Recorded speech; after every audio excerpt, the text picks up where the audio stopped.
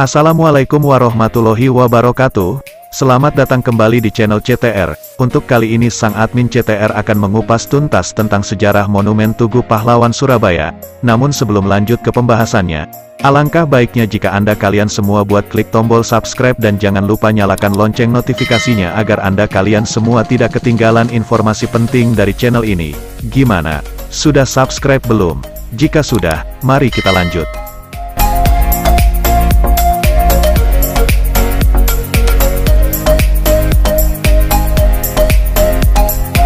Sejarah Monumen Tugu Pahlawan Surabaya. Monumen Tugu Pahlawan merupakan salah satu bukti sejarah yang berdiri di atas tanah kota Surabaya.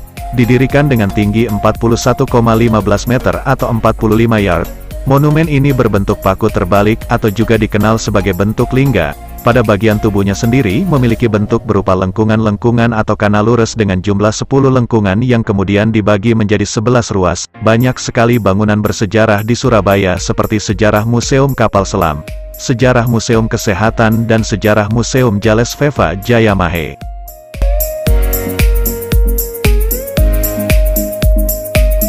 Adapun ukuran tinggi lengkungan hingga ruas yang diterapkan juga memiliki filosofi tersendiri. Maksud dari perpaduan tersebut adalah lengkungan yang menunjukkan tanggal 10, ruas untuk bulan 11 dan tingginya menunjukkan tahun 1945. Tanggal 10 November tahun 1945 merupakan salah satu tanggal bersejarah untuk bangsa Indonesia.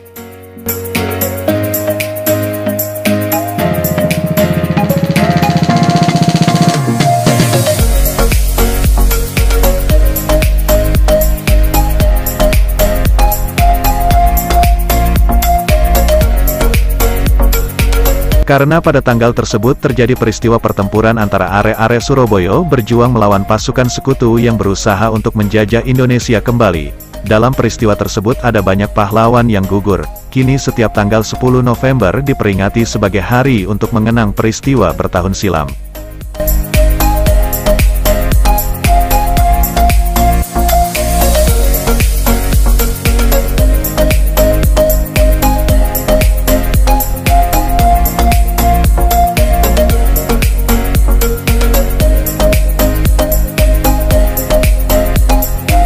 Sejarah Monumen Tugu Pahlawan. Seperti yang telah disebutkan sebelumnya bahwa monumen yang berada di kota Surabaya ini memiliki hubungan erat dengan peristiwa penyebab pertempuran Surabaya tanggal 10 November tahun 1945 silam. Meskipun pada waktu tersebut Indonesia telah memproklamirkan kemerdekaan, tetapi dalam kenyataannya perjuangan bangsa belum benar-benar berakhir. Justru semakin gencar karena bukan lagi perjuangan memperoleh kemerdekaan yang dilakukan, melainkan perjuangan untuk mempertahankan bangsa dan negara, dan itu tentu saja lebih berat.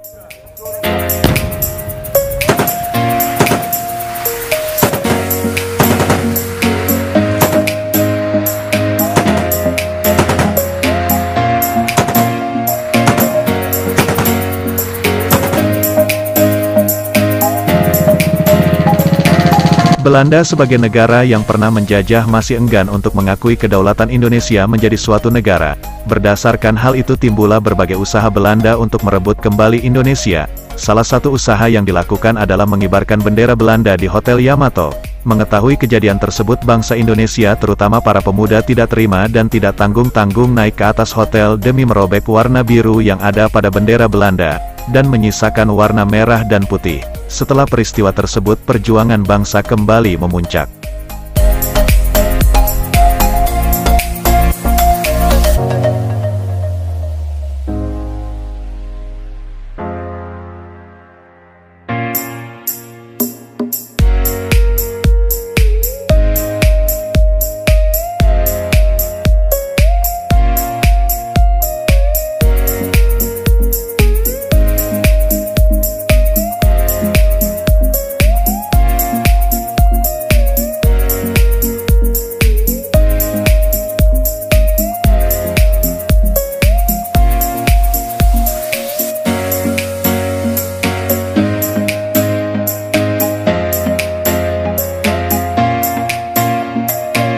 Kali ini pertempuran antara bangsa Indonesia melawan pasukan Inggris yang terus memanas.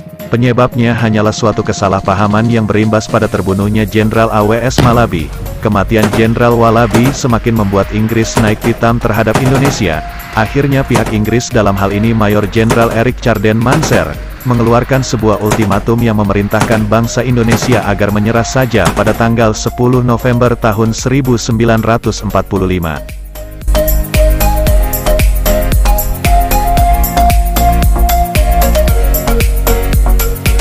Menanggapi ultimatum yang dikeluarkan tersebut, bangsa Indonesia tentu saja merasa bahwa harga diri negara terinjak-injak.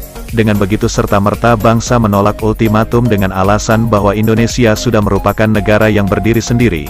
Akan tetapi penolakan tersebut berarti sama dengan sebuah pertempuran. Pada tanggal 10 November Inggris langsung melakukan serangan dalam skala yang sangat besar. Ada sekitar 30.000 infanteri seperti kapal perang, tank, dan pesawat terbang, serta meriam yang dikerahkan untuk memborbardir kota Surabaya baik melalui jalur darat ataupun udara. Sementara itu arek-arek Surabaya hanya berbekal bambu runcing dalam melakukan perlawanan.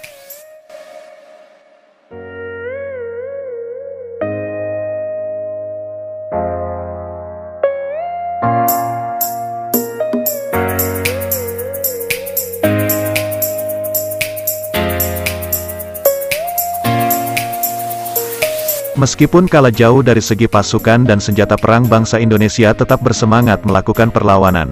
Harga mahal juga tidak mau dibayar untuk itu karena ada banyak sekali pejuang dan rakyat sipil yang gugur dalam pertempuran tersebut. Oleh sebab itu dibangunlah Tugu Pahlawan untuk mengenang perjuangan bangsa, dan tanggal 10 November kemudian diperingati sebagai Hari Pahlawan.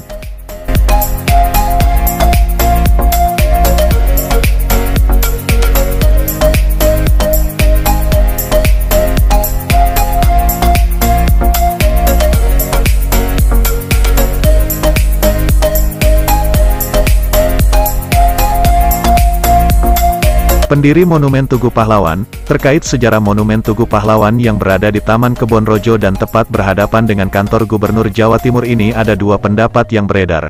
Pendapat pertama menyebutkan bahwa berdirinya monumen ini dicetuskan oleh Wali Kota Surabaya yang kala itu adalah Dul Arnowo. Dikatakan bahwa Dul Arnowo meminta seorang arsitek yang bernama Mr. Tan untuk merancang gambar tugu. Lalu hasil tersebut diajukan kepada Presiden Soekarno.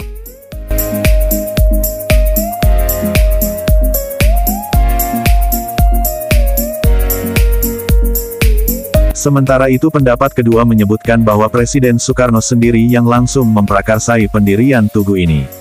Ide tersebut kemudian disambut dengan baik dan memperoleh perhatian khusus dari Dul Arnowo. Demi mendapatkan hasil yang memuaskan diadakanlah sayembara untuk memilih arsitek. Akhirnya yang terpilih adalah gambar hasil tangan Irjen R. Suratmoko. Dalam pelaksanaannya peletakan batu pertama monumen ini langsung dilakukan oleh Presiden Republik Indonesia Irjen Soekarno dengan didampingi oleh Wali Kota Surabaya Dul Arnowo. Prosesi ini dilakukan tepat pada tanggal 10 November tahun 1951. Proses pembangunannya pun beberapa kali berpindah tangan. Pertama kali pembangunan ditangani oleh Balai Kota Surabaya, lalu berpindah dan dilanjutkan oleh Indonesia Engineering Corporation dan kembali diteruskan oleh Pemborong Senja. Pembangunan tugu ini menghabiskan waktu selama 10 bulan, sehingga pada tanggal 10 November tahun 1952 Irjen Soekarno meresmikan tugu tersebut serta didampingi oleh Wali Kota Surabaya selanjutnya yaitu Mustajab Sumowidigo.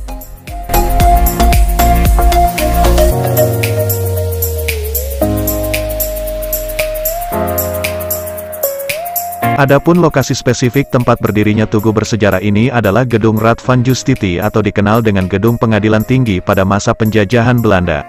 Kemudian pada masa penjajahan Jepang, gedung tersebut dijadikan sebagai markas Kampetai atau markas polisi militer Jepang meskipun sudah runtuh.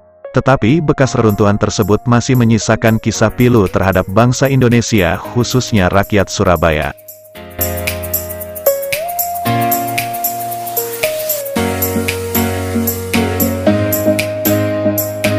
Pasalnya, gedung tersebut mengingatkan terhadap penderitaan yang dialami rakyat dan sangat sulit dilupakan. Bukan hanya itu, gedung tersebut juga berfungsi sebagai tempat untuk menjadikan rakyat yang berjuang melawan pemerintahan Jepang ditawan dan disiksa. Salah satu tokoh sekaligus pejuang yang disiksa di gedung tersebut adalah Cak Durasim. Beliau adalah merupakan seorang seniman ludruk yang sangat terkenal dengan parikannya. Isi parikannya memang bersifat menunjukkan perlawanan terhadap penjajah.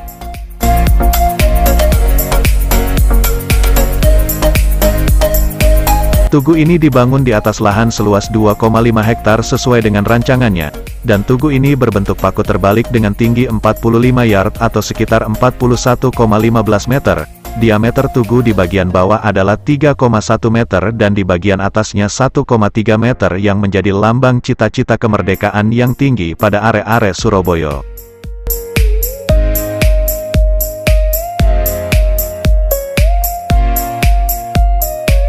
Seperti yang telah disebutkan sebelumnya bahwa lengkungan pada tugu menunjukkan tanggal 10 sementara 11 ruas yang berada di bagian atasnya menunjukkan bulan November dan tinggi tugu yang mencapai 45 yard menunjukkan tahun 1945.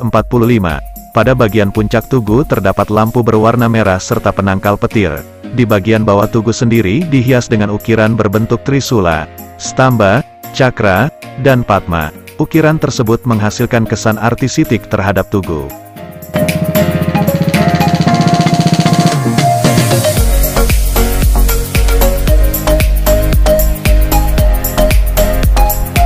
Itulah sejarah Monumen Tugu Pahlawan di Surabaya yang tidak lepas dari peristiwa tanggal 10 November tahun 1945.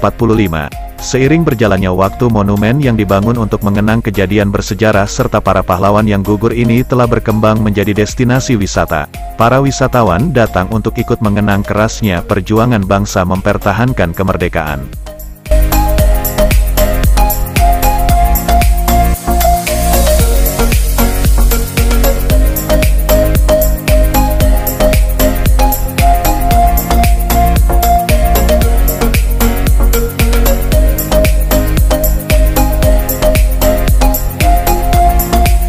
Dan itulah sejarah Monumen Tugu Pahlawan yang berada di Surabaya, Jawa Timur. Terima kasih sudah menonton sampai selesai dan jangan lupa bagi Anda yang belum subscribe silahkan klik tombol subscribe-nya dari sekarang. Sampai jumpa kembali di video selanjutnya. Akhirul kalam, wassalamualaikum warahmatullahi wabarakatuh.